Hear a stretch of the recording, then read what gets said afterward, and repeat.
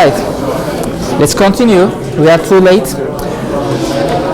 Due to some physical reasons, people prefer to use step response instead of impulse response. Especially people from control theory are more comfortable with this kind of a notation, step response instead of an impulse response. Why? Because at least in continuous time, the impulse doesn't exist and it cannot be applied. So how are we going to measure the impulse response of a system? We cannot apply an impulse. We don't have a signal generator which generates an impulse. Okay? It doesn't exist. But this unit step is a very physical function. It's discontinuous, but it's an abrupt step function, which can be generated by function generators in the laboratories.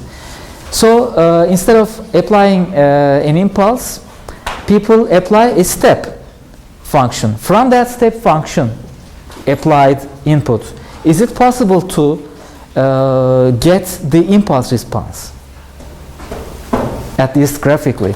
And that is possible. It's quite simply like this. The impulse response, let's call h of n, and the step response, let's call s of n. That's the notation, and usually people use it that way, okay? S of n is the step response. Or in continuous time, h of t is the impulse response, and s of t is the step response.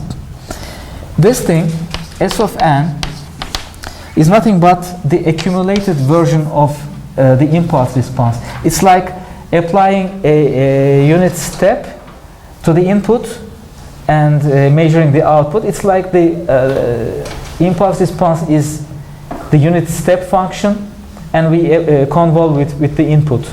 And whenever a step function comes into the picture, it corresponds to an accumulation. We talked about this 1 hour ago. And this is the step function with respect to the impulse, step response with respect to the impulse response. So you just accumulate the impulse response and you get the step response. For instance, what is the step response of a difference operator? Sorry. What was the difference operator? H of n was delta n minus delta n minus 1. It was this, right? So what is the step response then? It's from minus infinity onwards, you accumulate the inputs. Around here, of course, we have nothing. So it's 0 plus 0 plus 0 plus, etc. We come to here, to the origin, without any accumulation. And at the origin, we have an accumulation. What is that? It is 1. At this point, we have another accumulation, which is 1 minus 1, which is 0. And then here, here, everywhere, to the left-hand side, it is always zeros plus 1 minus 1. So it stays to be 0. So this is S of n, the step response of a differentiator. As a matter of fact, that's why such differentiators in image processing, for example, are used for edge detection. I've talked about this before. I just briefly mentioned about this. A derivative operator extracts the edge, and if you just cut a picture, an edge is usually something like this. Okay? Some dark portions, some light portions, and this is a step function. If you apply this step function to a derivative filter, the derivative filter will produce this, and then you see that everywhere it is zeros and then suddenly a great magnitude. That great magnitude indicates where the edge is. That's the location of the edge it gives us. But anyway, this is the methodology to find the step response from the impulse response. Similarly, the step response in continuous time is the accumulation of the impulse response from minus infinity to the time instance t. So from minus infinity to at any time, you integrate your impulse response, and that integration result will correspond to the step response at that position, at that time instant. So it's an accumulation. But as I said before, the opposite is more important for us. I mean, we need step response not from the impulse response. We need the opposite. We usually have the step response physically. From that, can we extract the impulse response is the thing. So it's the opposite or the inverse operation, which says that h of n is therefore equal to s of n minus s of n minus 1 in inverse system that we have just seen an hour ago. So you do your experiment like this. You apply a step and you measure your step response, s of n. I give it to you. From there, you subtract s of n minus 1, one shifted version of that towards right, one shifted towards right, and subtract it. The remaining subtraction result will correspond to the impulse response. Even better than that is in the continuous case, h of t is the derivative of the step response. You take a look at the derivative. And as I say, control theory, usually that's what we do. We cannot apply an impulse, so we cannot measure the impulse response. Instead, we apply a step and we measure s of t, the step response. And then we take the derivative, time derivative of it. At least graphically, we can take a look at the slopes and all those things. So graphically, the derivative is a possible operation. From that derivative, you get h of t. If there is something discontinuous, by the way, the derivative will give you impulses. Be careful about that. So this is a side effect. I'm giving you this information just for the sake of completeness. So in your control systems theory courses next semester, when your professor asks, have you seen step response? Don't look blank, okay? You have seen step response. It is this. But I'm not very much interested in these things, honestly speaking. Now, the next subsection that I will talk about, so these are all the properties, and that was the last property we can think of, it like that, is the block representations or block diagrams.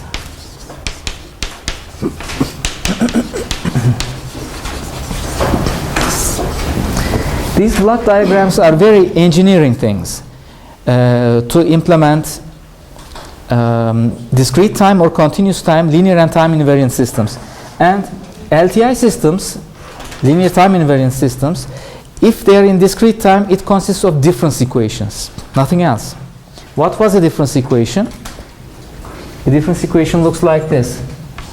A1 y of n plus A2 y of n minus 1 plus A3 y of n minus 3 plus etc. is equal to B1 x of n plus B2 x of n minus 1 plus etc. So this is a difference equation. A very typical input-output expression that relates the input x to the output y. And this is the most general form of a linear and time invariant discrete time system. From here, one of the questions that I mostly ask in the first midterm is I give you not a very long one, but quite a short difference equation. For example, here you have only two terms, and here you have only one term or two terms maybe. Okay, it's a second order difference equation. And I ask you, for example, what is the impulse response? From the difference equation, can you find the impulse response? You should be able to do that. And the only way to do it is to apply an impulse instead of x. Apply an impulse and assume zero initial conditions. So for example, y of n minus 1, assume it to be 0. Okay? With that assumption, you can recursively find out yn. And after some recursive operations, you will find the pattern of y of n, and you say that, okay, y of n in general is this. So when the input is delta n, the output is having this formula. And that output is the impulse response, because you applied an impulse in the input, and you achieved, or you found the response, which is the impulse response. Anyway, so that's the relation between a discrete time difference equation and the corresponding impulse response. It may be a good idea to at least give you one trivial example of what I said. Okay? Although in my notes I'm not doing that. I usually give you easy and simple examples, and I ask hard questions in the examination. But that's life, and for the preparation of those things, you have to answer the questions in the book. Okay? Are you able to solve them? If you're not able to solve them, don't rely on all the primitive and simple examples that I gave you. Even if you understand those things, it means nothing. It doesn't mean that you'll be able to answer the questions in the exam. So let's give you y of n minus, okay, a times y of n minus 1 is equal to b times x of n. Suppose this is the difference equation, a simple one, as you see. And from here I want to achieve the impulse response. What is the impulse response? You see impulse responses, difference equations, and then we will see Fourier transforms. They are all corresponding to the same system. They are explanations of the system mathematically. This is an explanation. But we know that since it is LTI, we must also have the impulse response explanation as well. So what is the impulse response from here? Let's apply an impulse. For an impulse, the input is delta n, which is 1 at n is equal to 0, and 0 everywhere else. Okay. So for n is equal to 0, what is y of 0? Y of 0 minus a times y of n minus 1. What is that? You must assume something. That's the initial condition of the initial state of the system. Let's assume that initially the system is at rest. So y of n minus 1 is 0. Is equal to what?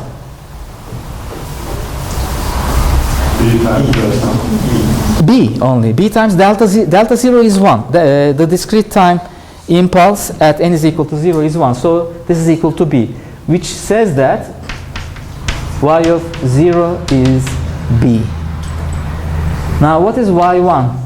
y1 minus a times yn minus 1. What is that? B. That's y0, right? Is equal to 0, because there is no input now. Delta 1 is 0, which says that y of 1 is AB. Y of 2 minus a times, what is y of 1? It is AB. So it is a square b, a times ab, is equal to 0 again. So y2 is equal to a square b. This is the last one that I will do. y3 minus y2, a times y2, a times y2 is a cube b, is equal to 0.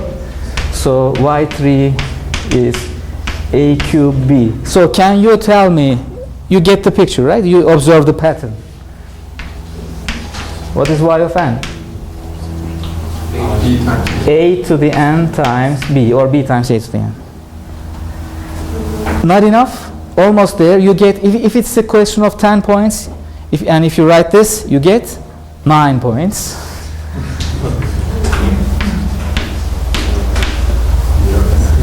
You must multiply it with u of n, because for negative n's, this also gives you some value. A to the minus 1 times b is a value, but it's not valid. Y of minus 1 was already 0.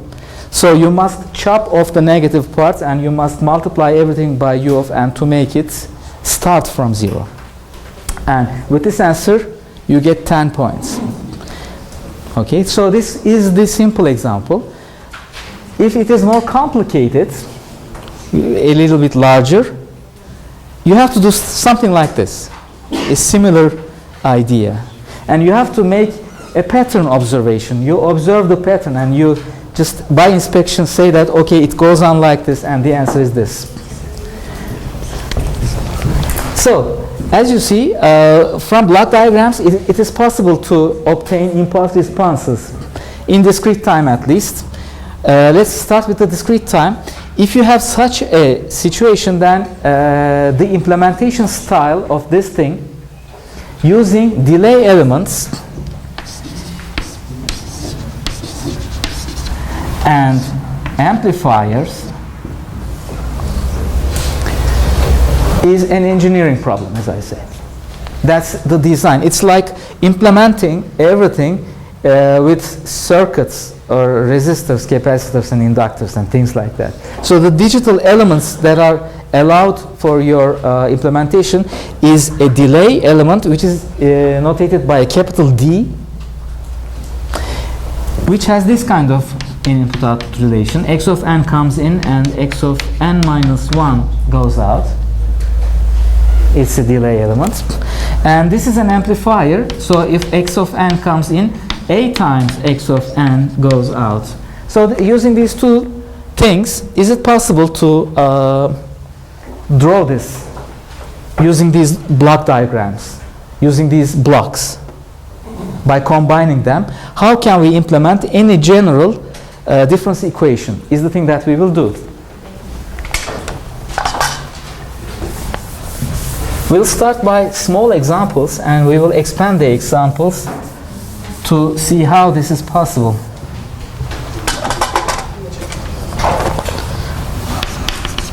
The example is here. Y of n, by the way, this example is the example that I asked over there, plus a times y of n minus 1 is equal to b times x of n. Okay, looks familiar, right? That example over there. Now, how do we implement this thing using delay elements?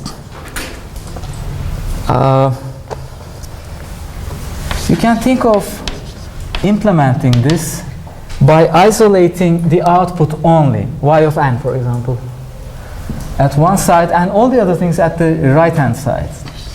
Minus a times y of n minus 1 plus b x of n. So let's think of it like this. Now, the implementation requires past values of y. Here you have y of n minus 1. So let's start from the output. This is y of n at the output. The first thing that I need is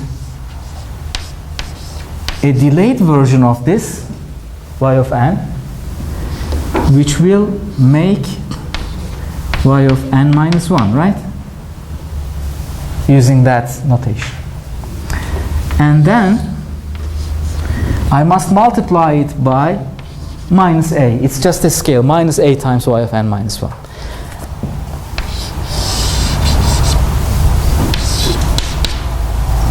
Okay?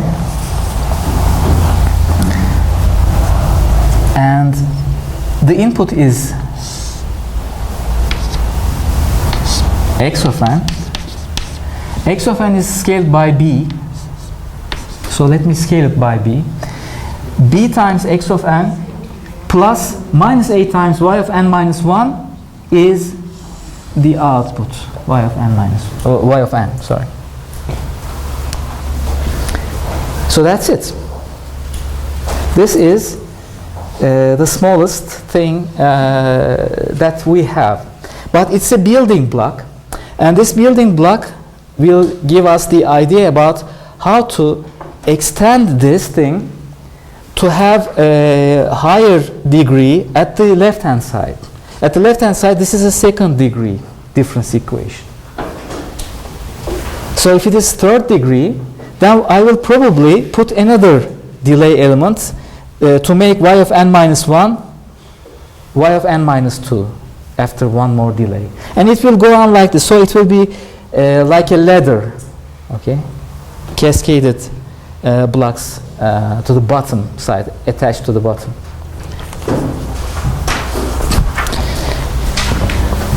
Now another very simple block. This time it's a first order difference equation at its output, but at the input it's a second degree input thing, like this. Y of n is equal to b0 x n plus b1 x n minus 1. This is even easier because everything is happening at the input side. The input is x of n, and when it is delayed, we get x of n minus 1, the bottom branch. That x of n minus 1 is multiplied by b1, and x of n itself is multiplied by x of n is multiplied by b0, and then they are combined.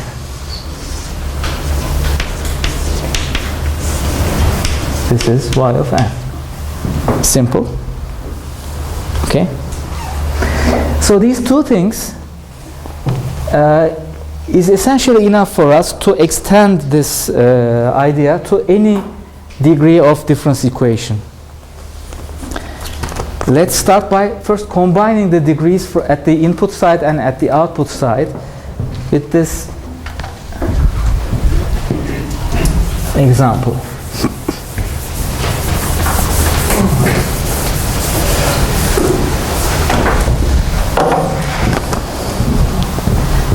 That is y of n plus a times y of n minus 1 is equal to b0 x of n plus b1 x of n minus 1. This is one tad more complicated than either of them. It's a combination of the two. At the left hand side it's second order. At the right hand side it's second order again. So how do we do that? Well, we do it by cascading the systems like this. We say that, for example, y of n is equal to minus a y of n minus 1 plus w of n. And that w of n is this. I first combine the input side as a first initial stage and say that the new input is this, and using that input I solve the left hand side of the system. So the first thing is a system which in which you have x as the input and w as the output, and using this w as the input you find y as the output.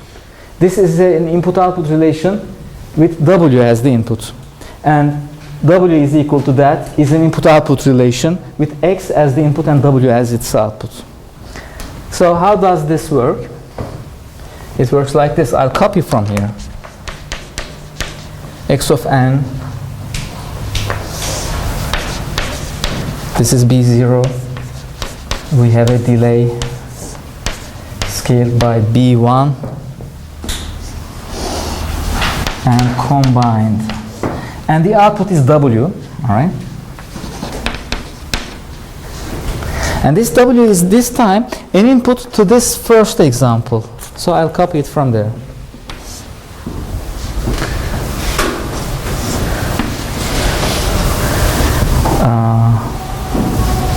It is scaled by 1, nothing. There is no scale because w has no b or anything, and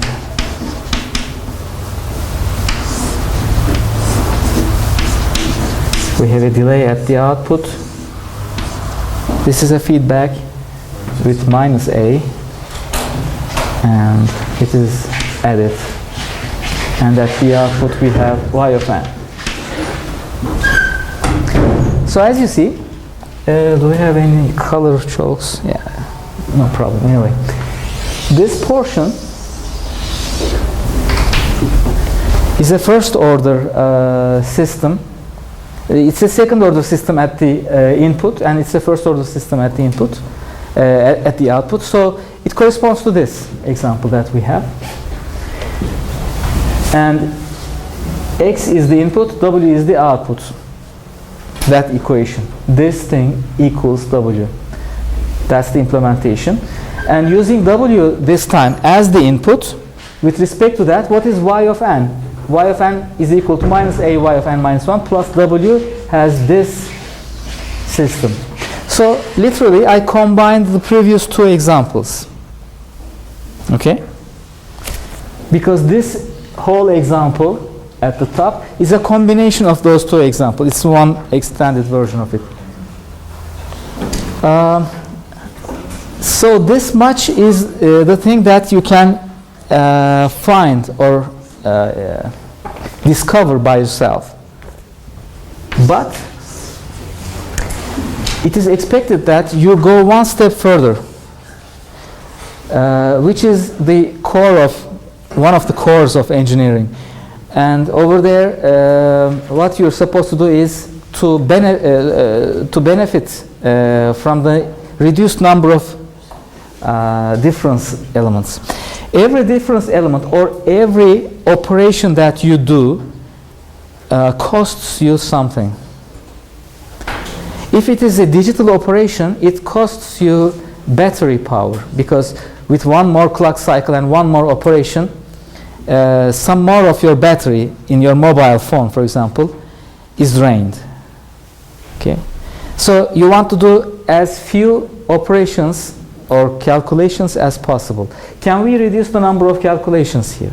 Yes. That's what we're going to do, right? And since these two are linear and time invariant systems, this is LTI, let's call it H1. This is also LTI, let's call it H2. It doesn't matter whether you first pass through H1 and then through H2. You can also pass through H2 first and then through H1. That is always possible. Let's do it that way. I'm going to interchange the places of these two systems, and since they are LTI, nothing will change.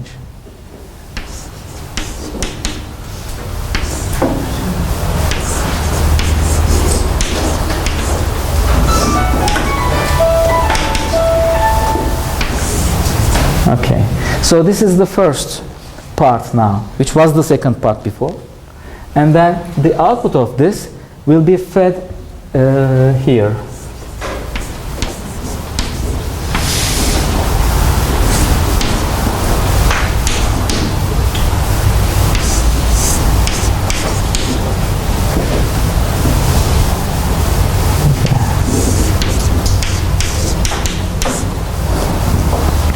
Okay, are you convinced that this shape is the inverse of these two things in the order sense?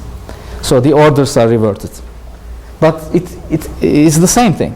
The overall system is behaving exactly the same as this overall system, because we know that the convolution order doesn't matter.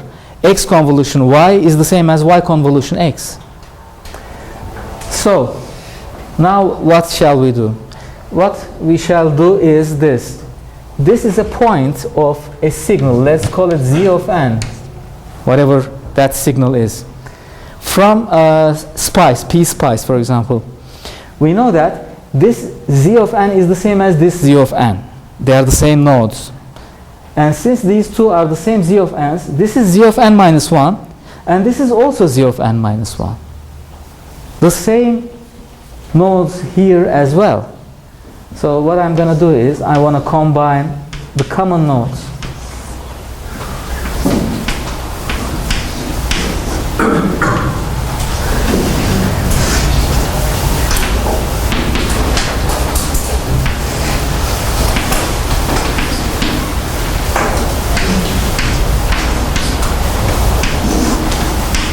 Like this. Okay? Are you convinced? This is z of n, and this is z of n minus 1. To the left, z of n minus 1 is multiplied by minus a. To the right, z of n minus 1 is multiplied by b1,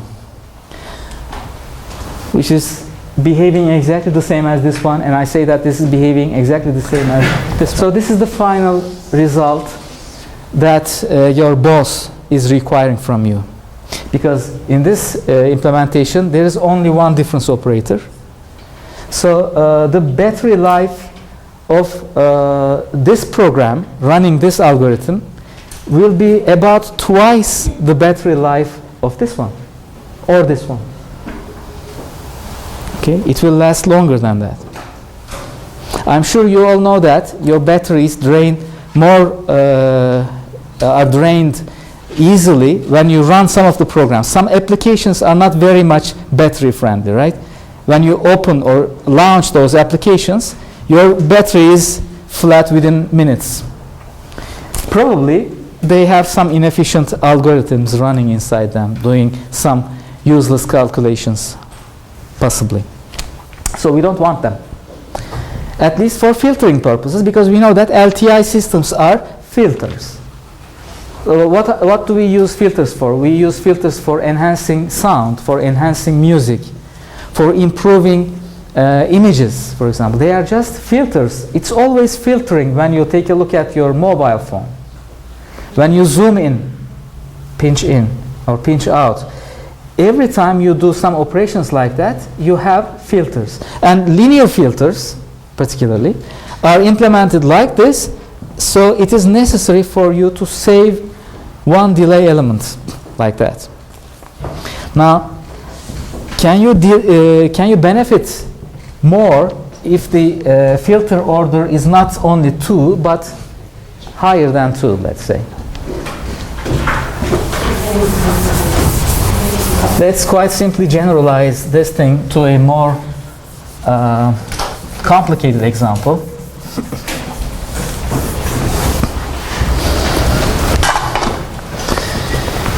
The complicated example is this. Y of n. By the way, there was an a0 times y of n here, but I'm writing it as 1 over a0 here, and I'm opening a large parenthesis at the right hand side, and I say that the inputs are k from 0 to n bk x of n minus k. So at the input it is nth order,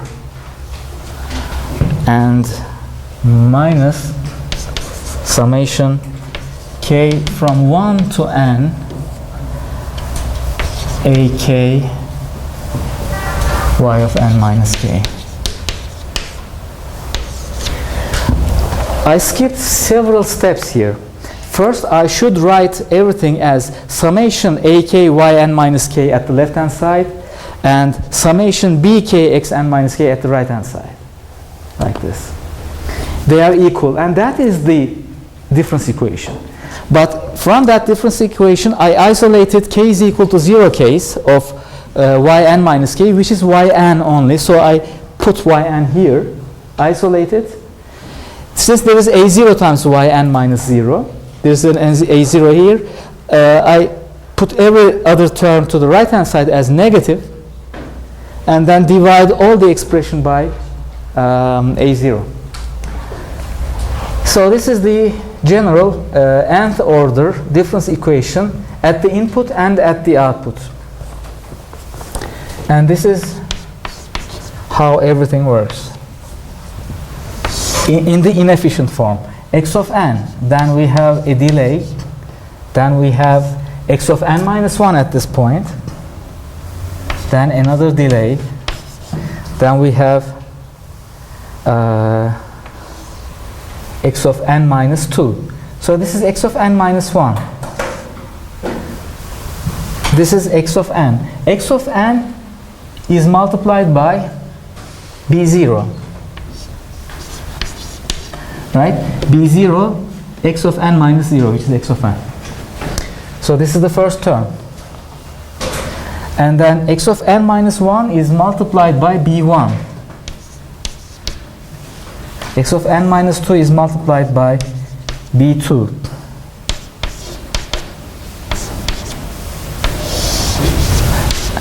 And they are added like this. To the bottom, it goes on like this. Let me give you the bottom part as well.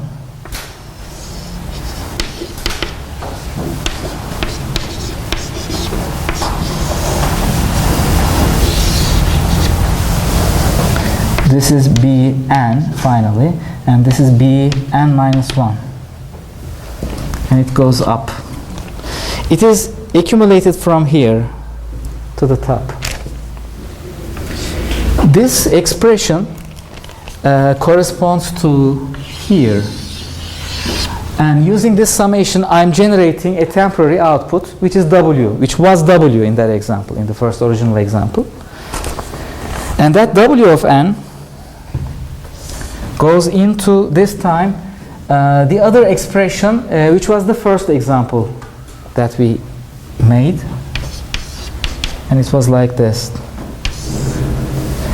The output is y of n, and we need delayed versions of y of n. This is y of n minus 1.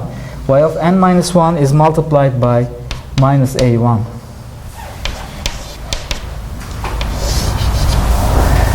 And here we have y of n minus 2. Y of n minus 2 is multiplied by minus a2.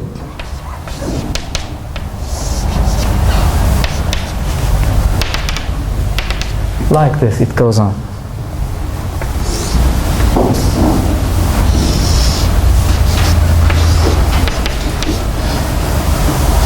This is minus a n minus 1. The last delay. And the bottom branch is minus a n. So this is the situation. And after everything is accumulated and added here, this thing is also added from here. The curly parentheses expression is obtained at this top summation. And that top summation, before producing a y of n, must be multiplied by 1 over a0. So the top branch is 1 over a0, all the others are minus a1, minus a2, etc. So can you guess what the trick we will do now to save? Which one? 1 over a. Burada hani yaptığımızda aslında A0 çarpı Y en eşittir hani sağ taraf oluyor. Böyle bir şey de yaptığımızda hani 1 bölü A0 yerine A0. No. Y of n is whatever this large thing is, whatever it is. That thing is here. Okay, that thing is added, completely added here. Completely added from here at the input, and from the output they are added here. So this is the expression that we have inside this large parentheses. And y of n is 1 over a0 times that expression. Certainly. So we multiply by 1 over a0. All right? So let's go back to the trick. We don't have much time. What's the trick now? It's the same trick that we did previously. We need to interchange their places. We first have this thing and then this thing, because those two components can be interchanged. They are linear time invariant systems, H1 and H2. So first let's apply H2 and then H1. And how does it happen? It's a tedious thing.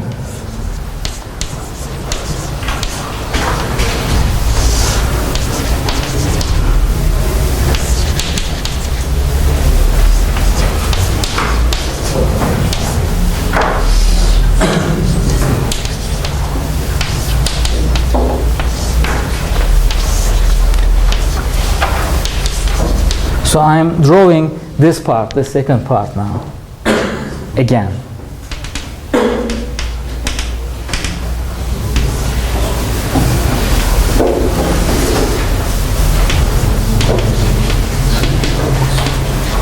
minus a n minus 1, the last delay, and the last scale is minus, sorry, a n. And we add them up and we go on like this.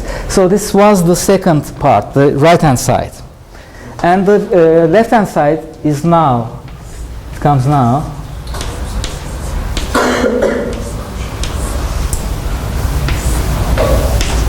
This is B0, this is B1.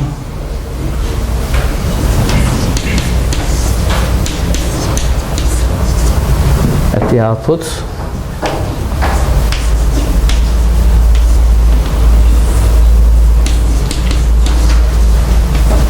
And this is B2.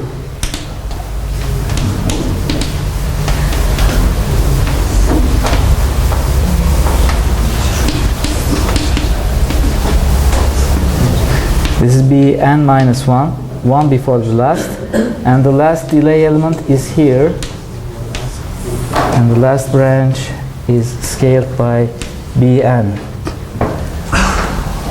So I interchanged the left hand side and the right hand side. So how are we going to combine everything? Again, let's call this node z of n, and this is the same z of n. It makes this thing to be z of n minus 1, and this one is also z of n minus 1. This is z of n minus 2, this is also z of n minus 2, etc. This is z of n minus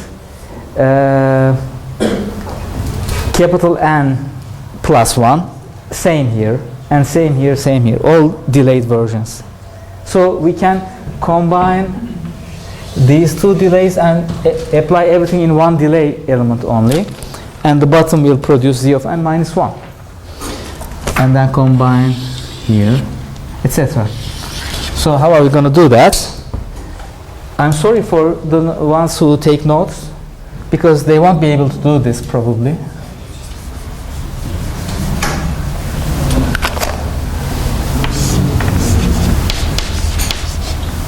But I'm going to draw it like this.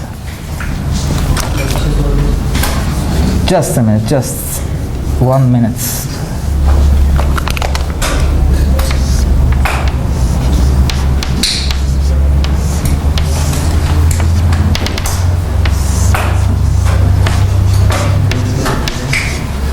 The situation is precisely like this.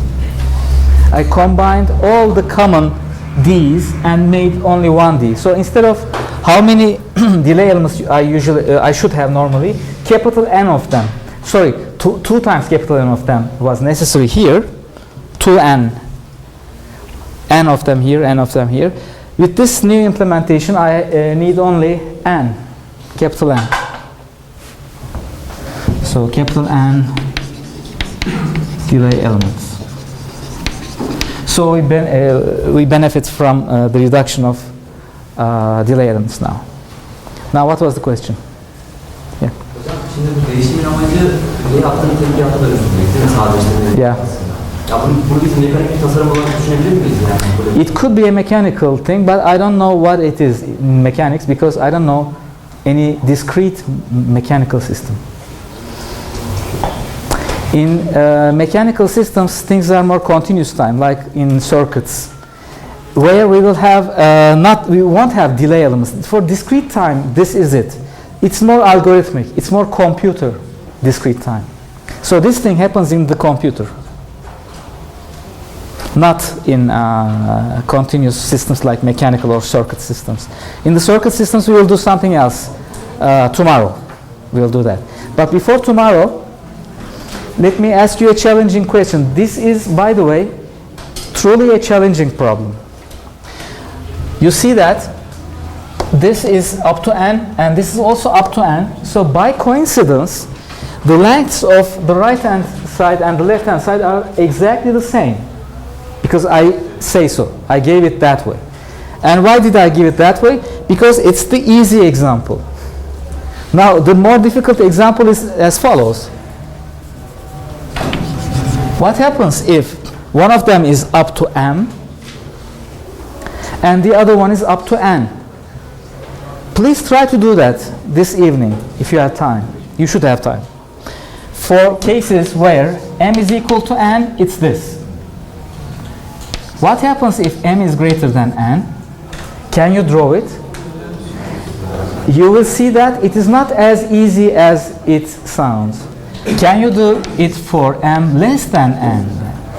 One of them, I don't remember which one. One of them is much more difficult than the other one, by the way. Because it goes down, and the sharing delay elements, where are they shared? Are they shared at the top? Is the top smaller ones? Are they shared like that? Or the bottom ones? Where are they? What happens if m is greater than n and m is less than n? Please think of it, and please work together. Ask to your friends. You will see that it's not as easy as it looks. And if you don't even understand what I'm talking about, then you're in trouble. Because in the exam question, I'm telling you the exam question. In the exam question, for example, I will give this thing up to order 2 and this thing up to order 3, for example, and I want you to draw it. So if m is larger than n or m is less than n, whichever that question corresponds to, are you able to draw it in the reduced form? This is the reduced form. Let me give you a hint about that. In one of these forms, it will be an output from here, for example. So from the top it goes on, and from the bottom it goes out from here, which is a difficult thing.